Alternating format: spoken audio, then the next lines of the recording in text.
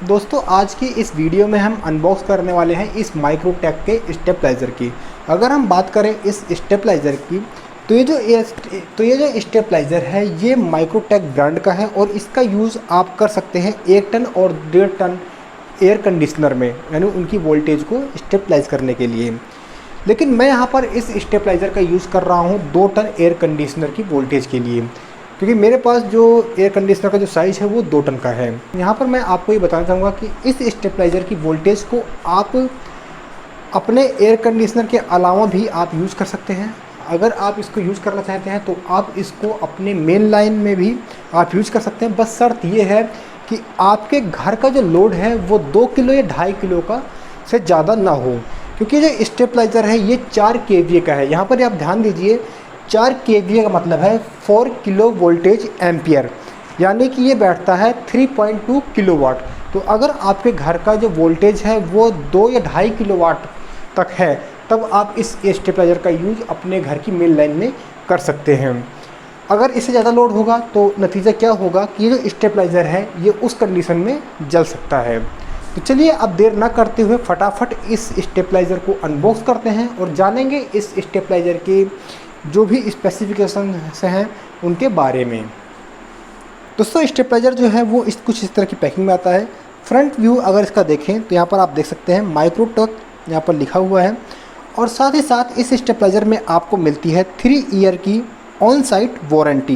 यहाँ पर आप ध्यान दीजिए, ये वारंटी जो है वो ऑन साइट है, यानी आपको ऑनलाइन ही वारंटी जो है वो लेनी पड़ेगी अगर इस स्टेबलाइज़र में कुछ होता है इन 3 ईयर्स के दौरान। मॉडल नंबर की बात करें तो मॉडल नंबर है इसका EM4160+।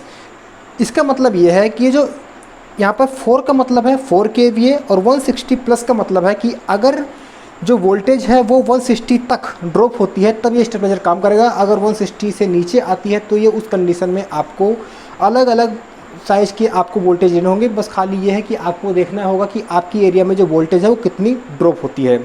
इसकी जो वर्किंग रेंज है वो है 160 से लेकर 285 वोल्ट, जैसा कि यहाँ पर आप देख सकते हैं। और उसके बाद यहाँ पर इसका प्राइस दिया हुआ है 3590, यानी ये तो खैर इसका MRP यहाँ पर प्रिंट हुआ है। इसका जो मुझे जो मिला है ये मुझे पड़ा है 1500 में। तो प्राइस का जो लिंक है वो आपको नीचे डिस्क्रिप्शन में मिल जाएगा, वहाँ से आप जाकर प्राइस चेक कर सकते हैं, क्योंकि प्राइस जो है वो डेली अप और डाउन इसकी होती रहती है। तो चलिए साइड से भी कुछ इसी तरह से इसका जो है दिखता है, और बॉटम साइड से आप देख सकते हैं कि सिंपल सा है। तो चलिए अब हम इसको करते हैं ओपन करने के लिए मैं यहाँ पर यूज़ कर रहा हूँ इस पेन का। तो इसकी जो टेपिंग है मैं यहाँ से इसको कट कर लेता हूँ।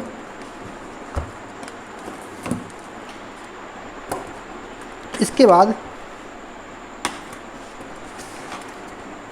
बाद ये तो आप समझ सकते हैं, नमी को एब्जॉर्ब करने के लिए जो सिलिका जेल आता है वो चीज़ है, हटा देते हैं। और यहाँ पर मिलती है हमें 2 स्क्रू और साथ ही साथ 2 प्लास्टिक की गिट्टी, जिसके सहायता से हम इसको वॉल पर जो है हैंग कर पाएंगे। अब चलिए हम इस यूनिट को जो है निकालते हैं बाहर। इसको निकालने के लिए सबसे बढ़िया तरीका है कि इस बॉक्स को हम उल्टा कर लें, तो इस स्टेबलाइज़र जो है हमारा बाहर जाएगा। यहाँ पर कुछ चीज़ें और भी हैं जो मैं आपको दिखाना चाहूँगा। यहाँ पर देख सकते हैं इससे कुछ और स्पेसिफिकेशंस। तो चलिए अब हम इसको करते हैं बॉक्स को एक तरफ, बॉक्स है खाली, और स्टेबलाइज़र की जो पैकिंग है वो काफ़ी अच्छी यहाँ पर दी गई है।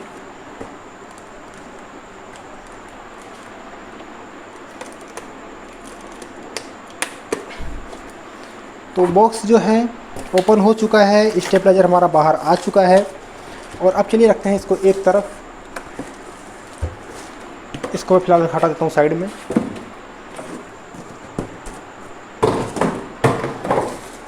चलिए मैं इस पॉलीथीन को जो है इसकी रिमूव कर देता हूँ। अब यहाँ पर आप देख सकते हैं ये है इसका वारंटी कार्ड, जिसको आपको संभाल के रखना होगा।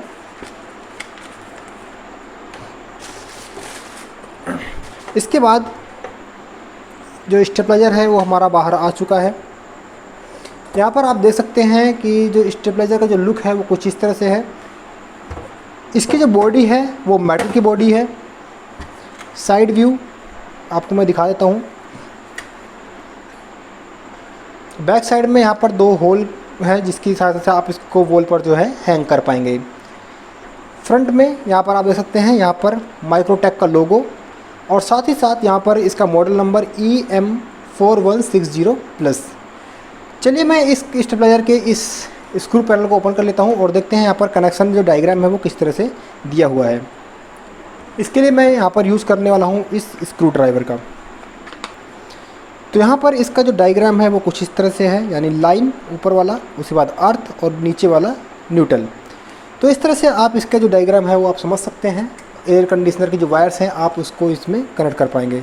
चलिए मैं इसको जो है वो लगा देता हूँ और इसके बाद अब हम इस स्टेबलाइज़र को ओपन करेंगे और देखेंगे कि भैया इसकी जो वाइंडिंग है यानी इसका जो ट्रांसफार्मर है वो किस तरह से दिखाई पड़ता है।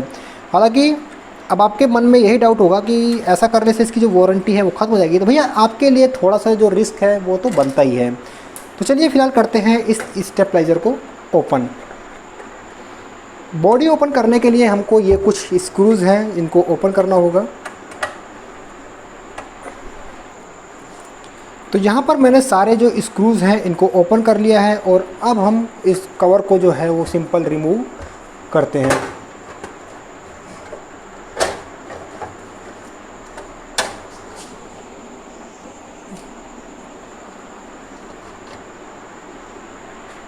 मैं आपको ओपन करने के बाद इसका जो इंटरफेस है वो कुछ इस तरह से दिखाई पड़ता है। चलिए मैं पास से दिखाने की कोशिश करता हूँ। यहाँ पर आप देख सकते हैं ये है इसका डिस्प्ले पैनल और इसकी जो वायर कनेक्शंस हैं वो है हमारी इस पीसीबी में।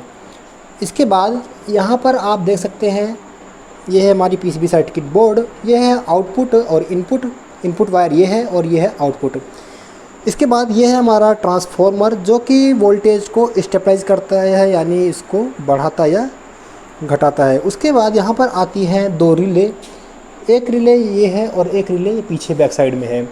और यहाँ पर एक तीसरी सर्किट है यानी cut off circuit, low voltage और हाई वोल्टेज कट आउट यानी जो कट करता है। तो इनमें से एक रिले तो हाई वोल्टेज के लिए है और एक रिले है लो वोल्टेज के लिए। तो आई थिंक आप देख चुके होंगे कि अंदर से इसका जो डायग्राम है यानी अंदर जो इसकी वर्किंग है वो कुछ इस तरह से है। तो चलिए अब हम इसको बंद कर देते हैं और करते हैं इसको, मतलब इसे पावर सप्लाई देकर देखते हैं इसकी जो डिस्प्ले है वो कितनी हमें वोल्टेज जो है वो शो करती है आउटपुट और इनपुट में। तो चलिए अब हम इसको बंद कर देते हैं।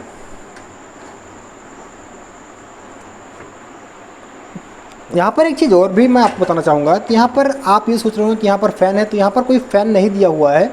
ये सिर्फ इस ट्रांसफार्मर की जो हीट है इसको बाहर निकालने के लिए यहाँ पर जगह दी हुई है। तो चलिए कर देते हैं इसको बंद। दोस्तों यहाँ पर मैं आपको एक जानकारी और देना चाहूँगा कि जो वोल्टेज स्टेबलाइज़र हैं ये अलग अलग रेंज में आते हैं और इनकी अलग अलग प्राइस है।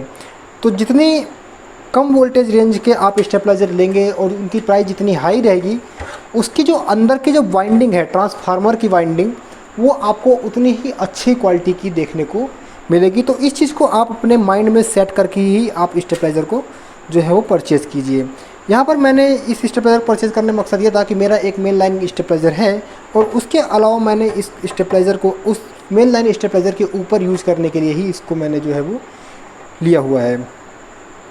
जैसा कि मैंने आपको यहाँ बताया, यहाँ पर कोई फ़ैन नहीं है, ये सिर्फ ट्रांसफार्मर की हीट को बाहर निकालने के लिए यहाँ पर जो है वो फ़ैन टाइप का दिया गया है। अगर आप चाहें तो अलग से फ़ैन यहाँ पर जो है वो लगा सकते हैं जो कि इन दो चारों इस होल्स में जो है वो सेट हो जाएगा। अगर आप लगाना चाहें तो आप लगा सकते हैं बेसिकली।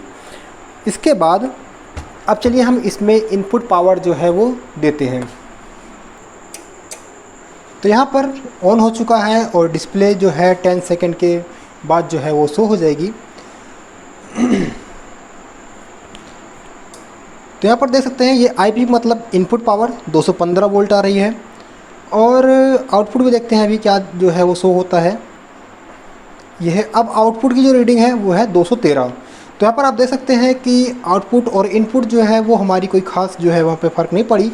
तो इसका कारण ये है कि इसकी जो वर्किंग जो हमें आउटपुट मिलेगी वो 215, 220, 225 वोल्ट के करीब मिलेगी और वो डिपेंड करेगी इनपुट या आउटपुट के बेस पर, यानी कि इनपुट करंट हमारा कितना है। जैसे कि अगर 200 या 200, 190, 190 के आसपास है तो ये वोल्टेज को जो है बढ़ाएगा।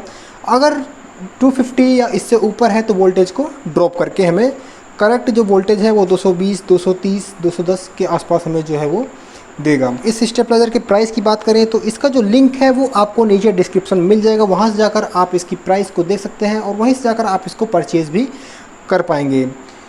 आपको इसके अलावा कुछ और स्टेबलाइज़र की जो लिंक है वो भी मिल जाएंगे, तो आप अपने क्वालिटी, आप अपने सुविधा के अनुसार आप इनको परचेज़ कर सकते हैं। वीडियो में दोस्तों फिलहाल इतना ही। वीडियो पसंद आए तो प्लीज़ वीडियो को लाइक कीजिए, अपने दोस्तों के साथ शेयर कीजिए, चैनल को सब्सक्राइब करके बेल आइकन को प्रेस कर लीजिएगा। मिलता हूँ आपसे बहुत ही जल्द एक नई वीडियो में, तब तक के लिए जय हिंद, जय भारत।